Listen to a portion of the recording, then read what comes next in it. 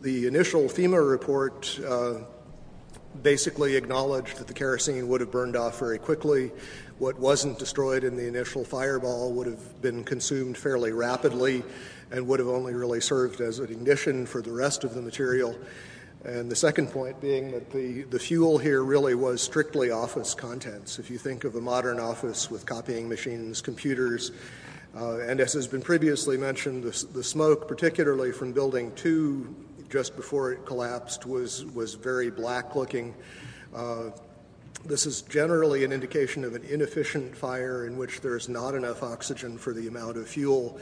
These types of fires typically burn very cool. They are not hot flames like blowtorches.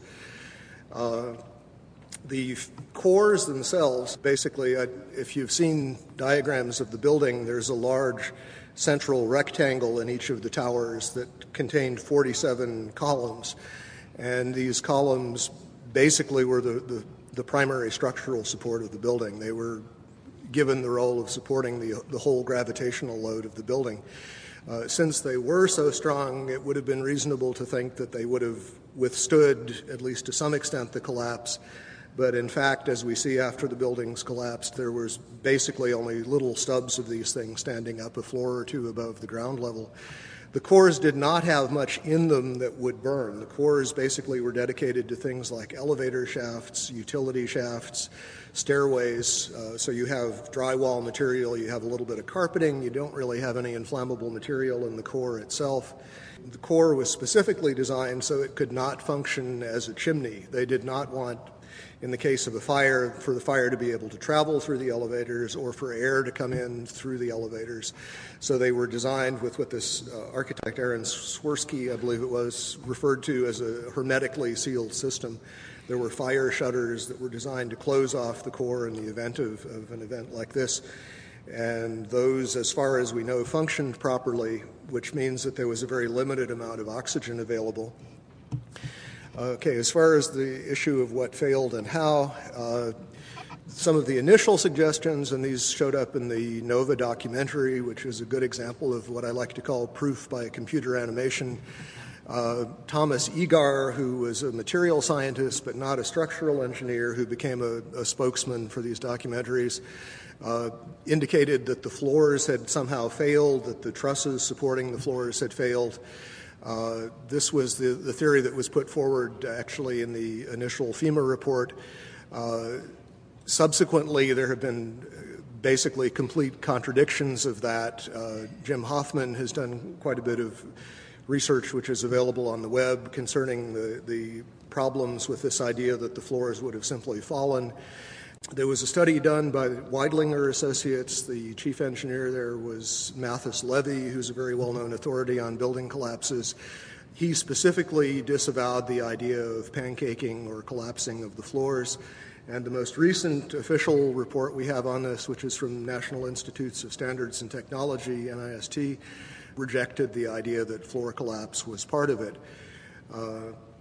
And so as a result, we have basically no sequential model at this point. What NIST has suggested is that there was some kind of simultaneous collapse of the cores, but they have not attempted to give any kind of modeling as to whether those cores could have in fact been destroyed by the fires in the way that they claim. Unfortunately, the material that would have allowed a detailed fire analysis, the actual physical evidence, is all gone. One of the most significant things to my thinking that indicates that this could not have been the sort of collapse that we are told it was is the presence of the dust clouds. And as you've seen in the pictures, and I'm sure all of us have seen probably more than we would like, there were very, very large clouds of very thick dust that enveloped the area, that crossed the river, that made it almost all the way to New Jersey from the pictures that I've seen. This type of flow is something that we are familiar with in physics. It occurs in only two situations that we know of naturally. One is in volcanic eruptions where a large amount of material is suddenly exploded into the air and basically forms small particles. The other situation is something called turbidity currents. These occur along the edges of the continental shelves where mud or sediment will slump, become suspended in water. And the common thread is that you have large amounts of a dense material that is suspended very quickly in a fluid, thereby creating another denser fluid, which is in effect the dust cloud. And that fluid can achieve considerable velocities. The problem with creating this sort of slurry of fine particles is that there really is no mechanism that has been proposed. We have concrete floors with carpeting or flooring over them. We have furniture. We have floors basically that are coming together in a collapse, but the concrete is basically protected under these layers. Early in the collapse, in the very first moments, we see these thick clouds being ejected at very high speed. They're clearly dense because they flow downward and become part of this large overall pyroclastic flow. What we're basically being told is that the concrete sort of jumped up into midair, exploded itself, and then was ejected as the floors came together. Not a very plausible mechanism, but I have yet to hear of anything else proposed to explain it. From quite a few people on the scene, we've been told that the powder it represented most of the concrete, that the amount of intact macroscopic chunks of concrete on the scene were negligible, that basically everything was reduced to powder. And incidentally, we also know that other things besides concrete were reduced to powder. We know that contents of computers, exotic metals from computer chips, these sorts of things were also identified in the dust and in very small particles, generally on the order of less than 100 microns in diameter.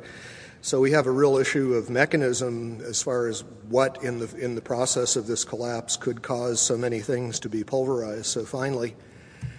For the towers to collapse the way we saw them collapse basically implies that the columns simply collapsed into themselves. They telescoped straight down.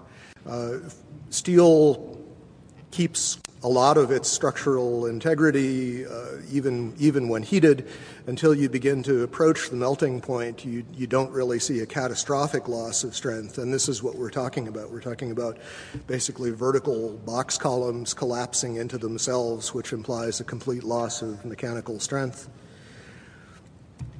And as far as the initial impacts, this recent NIST study made an interesting point about World Trade Centers 2. The film analysis showed that it oscillated for about 4 minutes after it was struck by the airplane, and the oscillation rate was identical to what would be expected for the intact tower. Trade Center towers in most modern buildings are heavily redundant in the sense that the load bearing can be shifted to other members if some of them fail, and we saw that happen in this case. Stresses do redistribute, but absent further weakening of the structural members, that distribution is limited. It happens, the structure restabilizes, and unless there's significant further damage, it doesn't progress to a total collapse.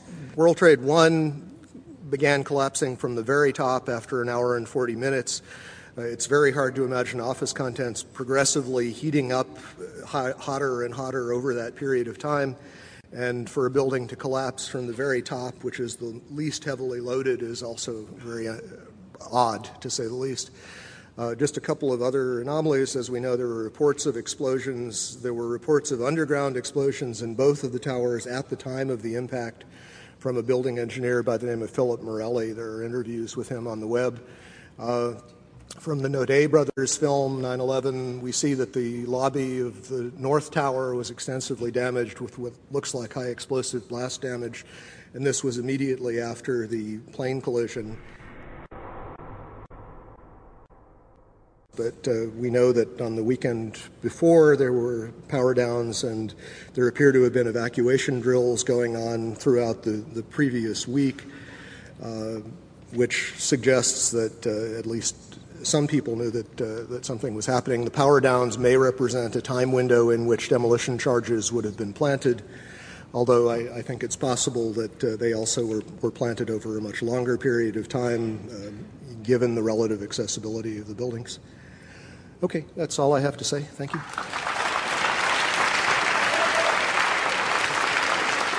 Thank you, Jeff King. Thank you very, very much. As far as 9/11 is concerned, What is most important for you to understand is the concept of a law of nature. A law of nature cannot be violated. A law of nature cannot be changed. A law of nature requires no enforcement. The key issues to consider are going to be the rate at which these buildings fell, the temperature at which steel melts, the order in which the buildings fell, and the force that would have been required to turn concrete into a fine powder. Those are some of the key issues that I'm going to address. These two buildings were some of the most remarkable structures in engineering history. They were two 110-story buildings. They were extremely well constructed, and they were designed, as I will explain, to withstand the impact of aircraft collisions, even multiple aircraft collisions. Many